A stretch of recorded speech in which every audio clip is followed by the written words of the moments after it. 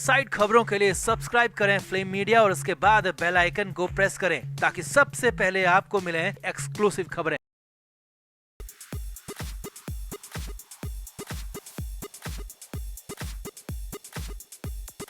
तो महाराष्ट्र में विपक्षी गठबंधन महाविकास आघाड़ी में सीट शेयरिंग का मुद्दा एक बार फिर से फंसता दिख रहा है। 85 सीटों के ऐलान के बाद 24 घंटे के भीतर ही एक बार फिर से एमवीए में कोहराम मच गया और इस बार ये रायता फैलाने वाले कोई और नहीं बल्कि संजय राउत है। राउत ने मीडिया के सामने आकर खुलकर कह दिया कि उनकी पार्टी 85 नहीं बल्कि 100 सीटों पर चुनाव लड़ेगी, एक भी कम नहीं करेगी। वहीं कांग्रेस ने प्रतिक्रिया देते हुए राउत को जोकर तक कह दिया। तो क्या महाविकास आघाड़ी में अभी भी सीट शेयरिंग का पेच फंसा हुआ है? क्या राउत की मांग से एक बार फिर से आघाड़ी बिखरने के कगार पर पहुंच गई है? तो आपको भी पूरी डिटेल बताते हैं। आप भी वीडियो को शेयर करें और अपनी राय कमेंट बॉक्स में जरूर दें।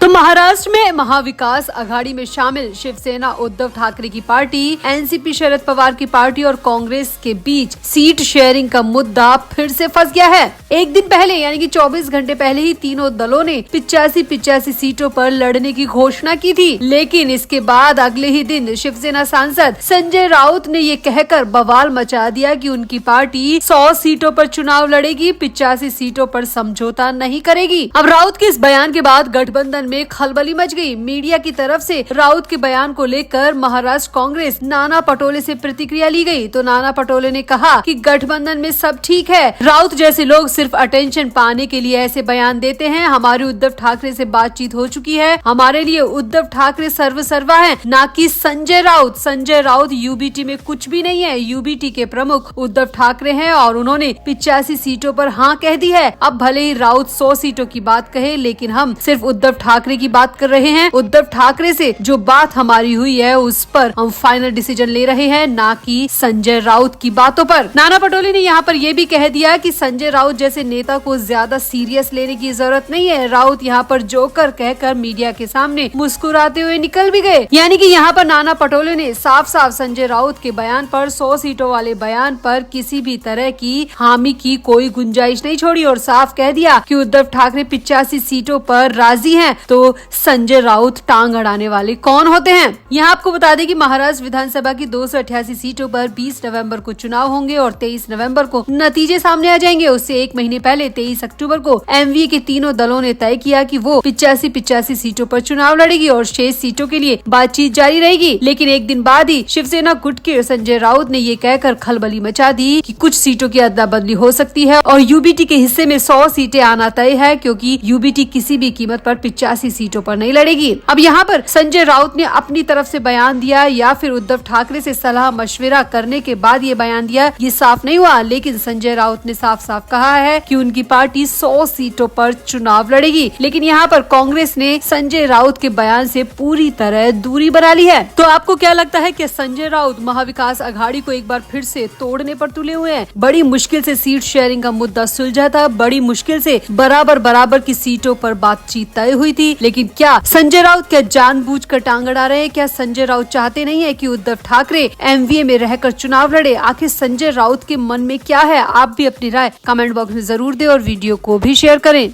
तो महाराष्ट्र नवनिर्माण पार्टी यानी कि एमएनएस के नेता राज ठाकरे के बेटे अमित ठाकरे इस बार चुनावी पदार्पण करने जा रहे हैं। वो मुंबई की माहिम सीट से चुनाव लड़ेंगे। खुद राज ठाकरे ने तो आज तक कोई चुनाव नहीं लड़ा। हालांकि राज ठाकरे के चचेरे भाई उद्धव ठाकरे के बेटे आदित्य ठाकरे पिछली बार वर्ली सीट से जीतकर चुनावी पदार्पण कर चुके हैं। इसी तरह उद्धव ठाकरे भी 2020 में महाराष्ट्र विधान परिषद के सदस्य बने और अब अमित ठाकरे परिवार से चुनाव लड़ने वाले तीसरे सदस्य होंगे। तो अमित ठाकरे का राजनीति में पदार्पण यानी कि राजनीति में एंट्री हो चुकी है और कंफर्म हो चुका है कि वो मुंबई की माहिम सीट से एमएनएस की पार्टी पर चुनाव लड़ेंगे। लेकिन यहाँ पर बड़ी खबर ये आ रही है कि अमित ठाकरे के माहिम सीट से प्रत्याशी बनने की खबरों के बाद उद्धव ठाकरे ने तय किया है कि वो अमित ठाकरे के खिलाफ अपना प्रत्याशी नहीं उतारेंगे। तो बड़ा सवाल ये उठता है कि क्या उद्धव उद्धव ठाकरे की पार्टी शिवसेना यूबीटी अमित ठाकरे का समर्थन कर रही है या उनकी पार्टी मनसे अध्यक्ष राज ठाकरे के बेटे अमित ठाकरे के खिलाफ माहिम से उम्मीदवार खड़ा नहीं करेगी, इसका कोई दूसरा बड़ा रीजन है।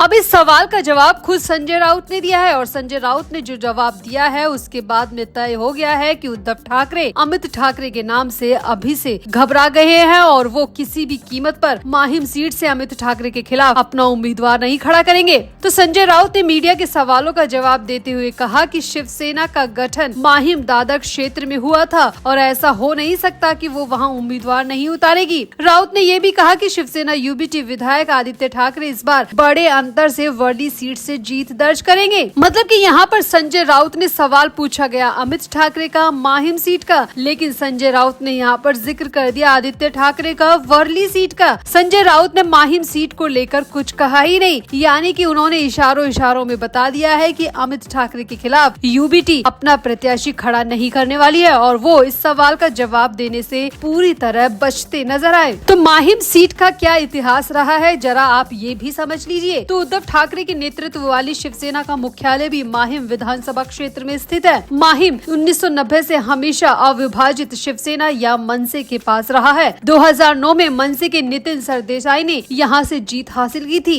मनसे ने 20 नवंबर को होने वाले महाराष्ट्र विधानसभा चुनाव के लिए अपने 45 उम्मीदवारों की पहली लिस्ट जारी कर दी है और इसमें 16 सीटें मुंबई में हैं। पार्टी ने दक्षिण मध्य मुंबई के वर्ली से संदीप देशपांडे को चुनावी मैदान में उतारा है, जहां उनका मुकाबला आदित्य ठाकरे से होने की पूरी संभावना है। वहीं माहिम सीट से राज ठाकरे ने अपने बेटे की एंट्री करवाई है। अब राज ठाकरे तो पूरी तरह ताल ठोक चुके हैं। राज ठाकरे ने आदित्य ठाकरे के खिलाफ भी अपना प्रत्याशी खड़ा कर दिया और माहिम से अपने बेटे की भी जोरदार एंट्री करवा दी। लेकिन यहाँ पर उद्धव ठाकरे पूरी तरह कंफ्यूज नजर आ रहे हैं, पूरी तरह डरे हुए नजर आ रहे हैं। उद्धव ठाकरे के गठबंधन में तो अभी सीट शेयरिंग का मुद्दा गरमाया हुआ है। सीट शेयरिंग को लेकर कोई फाइनल खबर नहीं आई। हालांकि कहा जा रहा था कि 23 अक्टूबर को एमवीए कैंडिडेट्स को फाइनल कर देगी, अपनी अपनी सीट को फाइनल कर लेगी, तीनों पार्टियों में पटरी बैठ जाएगी। लेकिन अभी तक कुछ भी क्लियर नहीं हो पाया है। और बात की जाए माहिम सीट की तो इस पर संजय राउत ने जो इशारा दिया है उससे साफ नजर आ रहा है कि उद्धव ठाकरे अमित ठाकरे के खिलाफ अपना प्रत्याशी बिल्कुल भी खड़ा नहीं करने वाले हैं। तो आपको क्या लगता है, क्या उद्धव ठाकरे अमित ठाकरे से अभी से घबरा चुके हैं? क्या वाकई में यही घबराहट बड़ी वजह है कि उद्धव ठाकरे अमित ठाकरे के खिलाफ अपना कैंडिडेट खड़ा नहीं करेंगे? आपकी क्या राय है? आप भी अपनी राय कमेंट बॉक्स में जरूर दें और वीडियो को भी शेयर करें।